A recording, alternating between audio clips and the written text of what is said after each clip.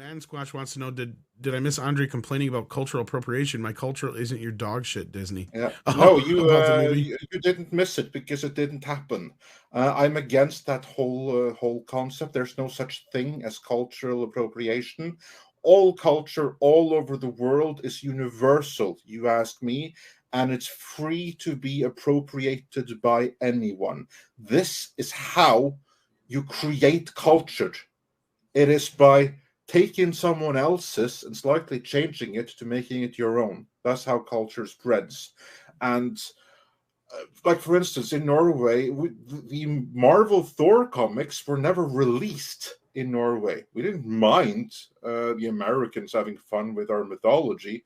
That's cool. I wish we had read it. I wish I was more familiar with them. So, no complaints at all. Go for it. Knock yourself out.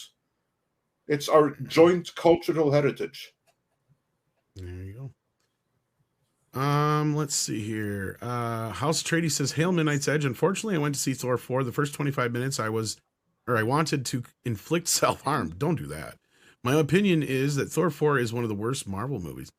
Yeah, I can see that. Yeah, I'm gonna have a hard time arguing with anybody. Yeah, I can definitely have a hard time. Don't tell your whole don't harm yourself. Don't do that. Shadow Dancer, the Red Mage, sends in $10. Thank you so much. Says, if Malala is semi-sentient, then what about the axe? Do weapons have to be blessed first by the Allfather? Continuity matters, people. Well, I love this question. Because this is one of the problems I had with the film, and this is where I said it was really heading into that weird kind of cartoon level territory. Yeah. So for those who may not want to know this, cover your ears up for like 10 seconds here and I'll talk about it. But yeah, that bothered me how Stormbreaker was fucking jealous of Mjolnir. It was fucking stupid. Fucking stupid. It's an inanimate object. and with good reason, because towards the end, spoiler, it's no longer Thor's weapon of choice. But anyway, yeah. The reason I really love this question, I'm going to talk some actual Norse mythology here for a moment, and this goes beyond Norse mythology. This is world heritage. This is a universal thing that goes back way beyond. Can anyone name the sword of King Arthur? Excalibur? Yeah. Why would you name a sword? To distinguish it from other swords? That's a good answer. But Tom, do you have any thoughts on that? Why would you name a sword? And also, that's like one historic example that I can think about. But look at other places where you name things like swords and boats and stuff like that. Why do you do that? Why do we have a tradition of naming boats, for instance? To give it a heritage, to tie it to someone? Isn't it more so to give it like a...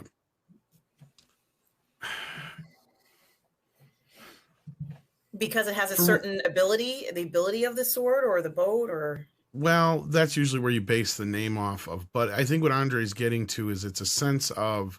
It's giving it a sense of character, is what I'm trying to think of how to word this. So, like, you know, they usually refer to a ship as a she. Yeah, you know, you are onto something. And why do you refer to a ship as a she? It creates more of an attachment to it emotionally, and especially when you, like, say you're the captain. You almost have to treat the ship or your weapon or whatever it is. Like if you're a knight, you're clearly your sword. You know, kind of like in the military, your gun is everything.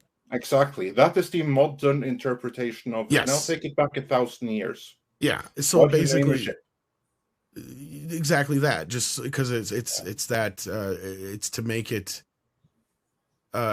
mean something more important. That is the modern heritage. I will now tell you the real answer why we still give names to ships. While you don't give, for instance, a name to a plane, but you give a name to a seafaring vessel. The reason you don't give a name to a plane or helicopter... They used to give names to planes and stuff, though. Well, that's an exception. That's like you did that for a while, and when you did, it was a remnant from maritime tradition. But no, the beginning of that maritime tradition, and why swords like Excalibur and hammers like Mjolnir and like axe hammers like Stormbringer have names. This comes from the old pagan form of religion called animism, which is the belief that everything has a soul. A human has a soul, an animal has a soul, a tree has a soul within animism, but also an item that you create has a soul, it has a purpose. And in order to hammer in that purpose, you give it a name. And then because then it will be inhabited by a soul and a spirit. And that is why you have the tradition of giving it a name. So if you go back to Norse mythology, upon creation, the weapon will automatically be imbued with a soul. This is part of Norse mythology, as it is any Indo-European mythology, because it's all based on animism. So does it have to be blessed by the All-Father? I can't say for in Marvel comics. In Marvel comics, yeah, probably. But if you go back to the Norse mythology, it would have a soul anyway. But if you wanted to be really efficient, you would give it a name and give it the respect that it deserves. Yeah, but to me, it just pulled me out of the fucking movie. Yeah. I agree with the handling of it in this movie, with the jealousy, but in terms of like something being semi-sentient, everything is semi-sentient. Like even the boats were considered semi-sentient. Well, here's my point: they were considered female spirits. That is why you refer to them as a she. Let me explain to this why, because, and I'll do it as quickly as possible because I know we're already running over time. The reason why is because it takes it from being a funny joke of Thor thinking and believing what you just said, because I get what you're saying, like that I understood, and him acting that way towards Mjolnir and Stormbreaker and shit like that is one thing, but to actually have them react, the actual that's the part that I have an issue with, right? Because up to that point it was just kind of this cute little joke with him, and now it's actually become real. Right? Yeah, that was taking it far in the movie. Like I don't. That's what I'm saying. With how it was handled in the movie, I'm just saying like this is the origin of it, and that's like I appreciated that because whether by accident or design, probably accident. It was taken too literally. This is something that that to me at least, although probably by accident, harkened back to animism, which is what Norse mythology is built upon, the belief that things have inherent souls. So I didn't mind it that much. I get where you're coming from. I guess I can let that one slide to a point. But yeah, as far as the being blessed, like that's a great question. Overall, the continuity aspect, that the whole reason Stormbreaker and Mjolnir and all that shit are a big part of this movie opens up one big, huge fucking plot hole anyway that I can't really get into without getting into spoilers. Because yeah, it makes sense why Mjolnir can't be necessarily, let's say coveted, but there's obviously there's, I wouldn't say hundreds, but there's at least we've learning that it's so I guess to answer this question, this is what I'm kind of getting around to, Shadow, to answer is no, it does not have to be blessed by the All-Father as long as it's a tool of the gods, it seems like, and it has the ability to do certain things. No, because I think if I'm remembering things correctly, there are other items that can do this, and that's what opens up the plot hole problem I'm talking about. Exactly, it does open new holes, but again, that's something that I appreciate. Like it. For going back to actual Norse mythology, it doesn't have to be blessed by the All-Father. No. If it exists, some spirit will inhabit it. Because let's just say there's one whole big... it will serve you depends on how well you will take care of the spirit that dwells within it. Because let's just say there, without getting into spoilers, there's one whole scene set up to where where they're going to someplace for one reason and they wind up walking away with another special weapon that is not related to the Norse mythology, let's say. So I don't want to give that away because that's semi-cool.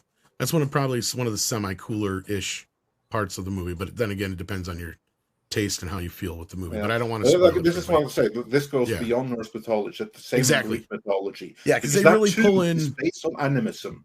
They pull in a lot of different mythologies and religions into this film, though. So, and all of them, apart from those that are made up from the movie, are pagan, and all pagan religions, certainly the Indo-European or the ones that are Indo-European in origin, were based on animism, and probably so are all the others too. Without me having extra. Can I address the religious aspect real quick? Because there was some people that were concerned a bit about it after hearing the plot. Without getting into the plot, I will say that, or at least I want to ask you, actually it's more of a question for you guys. Do you feel like this movie is an anti-religious film? Because there were some people who were feeling that way. And I say no. I think the closest it even comes to modern day Christianity is there's one line in the whole movie that even addresses it. And that's it. And it's very kind of off the cuff, and it's very kind of just like, it kind of goes along with the plot anyway. So to you guys, do you feel like it was an anti-religious movie at all, or no? I didn't think so. No, so you didn't get that at all. Anti-religious, no. The only way you could possibly see it as anti-religious is if you see it as anti-religious in general or anti-spiritual. Hell no. If anything, it's pro-spiritual and pro-religious. The only way that you can find something anti-religious in it is if you restrict it very specifically to monotheism. Right. Because if you do that, then anything that has more than one true God, whether you choose to call that God or Allah or Yahweh or whatever, the moment that you feel that anything that says that it's more than one God, then it's anti-religious. Unless you take that point of view, then no, this is no more anti-religious than was Clash of the Titans. No, see, like Trav 101 says, so is the answer Christian? Yeah, that was the question I kept getting is no, I wouldn't say it's anti-Christian at all. It's more or less just... and it has nothing to do with being anti-religious at all. It's like you can get that from talking about the plot of the film, and they could have easily went that route. But no, I think they keep it very, I hate using the term, but it is kind of generic when it comes to the religious aspect of it. The way that I see it is that it's based on, or loosely, it's based on the Marvel comics that are inspired by various world mythology, right? And it really has nothing to do with any of the Abrahamic religions because it predates them. It, as in like the pagan religions with multiple deities predate the monotheistic ones, all of them. Yeah. Well. And that's kind of like what this is. And also the handling, I think, was perfectly fine. I mean, go and look at the Greek mythology, Norse mythology. The gods were freaking assholes, and they weren't worthy of their work. And you could argue that this is a multicultural film. Yeah. No, but I'm seeing some of this is why, too, because like Etienne Faladaro and Darren Hughes are bringing up things like I've seen the last couple of days here asking about this movie once you learn about the plot. Etienne says it's more anti-pagan than it is anti-Christian. And I wouldn't even say that. I think it's just kind of more... just kind of a generic fairy tale kind of way of using religion. And Darren says Hollywood is anti-Christian, and that's why it's a legit question. Yeah. Because considering the woke aspects of this movie, that is totally a situation they would use to encourage that. If you want to go that direction, that's a fair question. But I would say it's no more anti-Christian than it is anti-Jewish or anti-Islamic. Exactly. If anything, if you want to take that point of view, then you have to see it's anti-monotheistic, because it's like the fundamentals of all of the monotheistic religions that it goes against. So only if you take that extremely narrow point of view, like ask that then, is it anti-monotheistic? because then the question makes sense. Well, and I can kind of say that this is what I can say, because it's not, I mean, without the complete context, you can't really be spoiled by this. But let's say an Earth person is said right to them, basically in so many words, that these gods listen to us about as well as your God does. That's about it. That's all that's really said. It's kind of something along those lines. And again, this is actually perfectly in line with history. It was commonly held belief. You don't have to go back many centuries for this. 300-400 years back in time is quite enough to when most people were, well, not many, but still many people were polytheistic. Yes. And what that meant is that, okay, I have my God that I worship right here. This God, he ruins not ruins, but he reigns supreme in this general area where I am right now. But if I go to the neighboring country where they practice a different faith, my God isn't going to follow me. There I'm going to have to give tribute to this other thing. Of course, I can hope that Odin is going to follow me and give me good luck on my raids. And actually, you know what? Another fun bit in history. You know why the Viking ships have like these dragons at the front of them? No, I don't know why. It wasn't to scare off people. It's to scare off the local deities and the local spirits in the I was going to lands say something along those lines. Yeah. That they went to. And when they came back from a raid, all of those dragon heads, they were detachable, because they had to be covered up or be detached from the boat when they came back into harbor, because it was illegal, punishable by death, to come into your home harbor and scare your own. Exactly, because you might scare off your own land spirits. Yeah, it's kind of the same thing of where Halloween's tradition comes from. But no, going to this one, Mecha J says, I feel Taika didn't encourage some fans to see the movie with his "I'll ruin your mythos in a minute" joke. I agree with that comment, Mecha J. Yeah, and I meant to read this before, because that kind of goes along with what we're saying. And to me, that was the only other thing I wanted to bring up about like the whole God aspect of the film was this movie would have worked better if it was Thor 2, because it picks up the same kind of idea that Odin is trying to teach Thor in the first film, and that kind of makes him different than other gods, let's say, in most respects. So I think it would have played much better had this been the second film. And this is less about the whole Thor finding himself again thing, other than just the whole topic at hand, because I think it would have played so much better into what the first film was about, and it would have been a much better sequel than Dark World. I don't know if you guys agree with me or not, but I feel like if you would have plopped this in there almost exactly as it is, maybe a few tweaks, obviously, to make it a little bit better, but outside of that, I feel like it would have played better. Was it a direct sequel to the first film right after the first film with the same kind of plot? Because it feeds more into that storyline. Because basically Thor, without giving too much away, is kind of what the antithesis of what Gore has a problem with, right? Thor cares too much about people, right? Like that's kind of the thing with Thor. But yeah, anyway, I don't know if you guys agree or disagree with that, but then we'll move on from there.